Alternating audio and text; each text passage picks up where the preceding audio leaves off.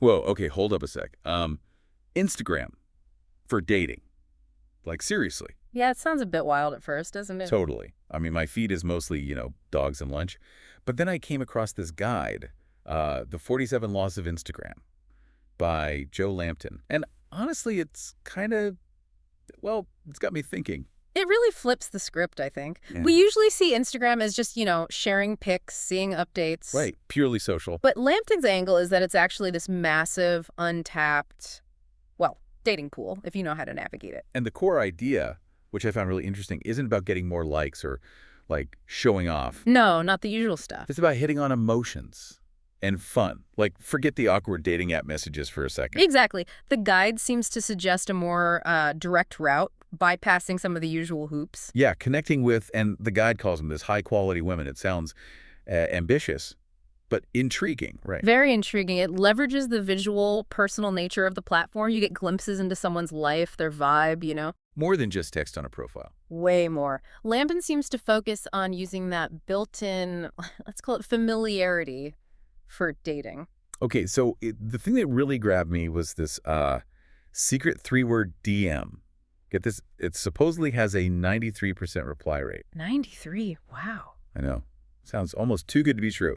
But it makes you wonder, doesn't it? The whole point seems to be sparking, like, curiosity, emotion, right away. It cuts through the noise. Think about how many boring hey messages people get. Oh, God, yeah. So something short, maybe a bit playful and mysterious, it stands out. It's designed to get a reaction, not just a logical reply. But it's not just the DM, obviously. The guy talks a lot about your profile, too, optimizing it. Makes sense. That's your shop window, right? Exactly. It has to, like, tell a story, attract the right kind of attention. Absolutely. It's probably about showing, not just telling. What kind of photos, the bio, even what you engage with says something about you.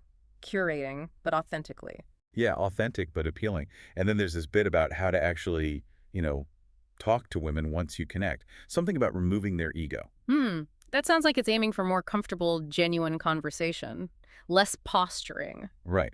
Less trying to impress, maybe more about just connecting, finding common ground. Precisely. Making the other person feel comfortable, seen. That's how you build something real, I think. Not by trying too hard.